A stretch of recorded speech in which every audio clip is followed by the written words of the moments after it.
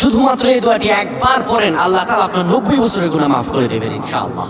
আপনার 90 বছরের গুনাহ মাফ হয়ে যাবে শুধুমাত্র এই দোয়াটি যদি একবার পড়তে পারেন। আপনার ভাগ্য খুলে যাবে, রিজিকে বরকত আসবে, মনের ন্যাক আশা পূরণ হবে, আল্লাহ আপনার সব দোয়া কবুল করে দিবেন। সুবহানাল্লাহি ওয়া বিহামদি।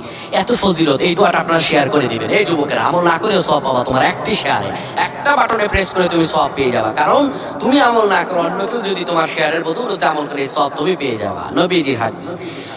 আমার ভাইয়েরা, আল্লাহর কাছে দোয়া করা, আল্লাহর কাছে দোয়া চাওয়া, এটি হলো মুমিনদের কাজ। আমার আল্লাহ বান্দাকে বলেন, বান্দার উদউনি আস্তাজিব লাকুম, আমার কাছে চাও, আমার কাছে চাইলে আমি আল্লাহ তোমাকে দিয়ে দেব।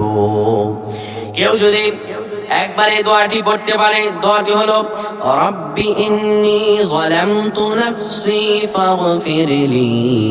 কেউ যদি এই দোয়াটা একবার পড়তে পারে, আমার আল্লাহ তাআলা তার 90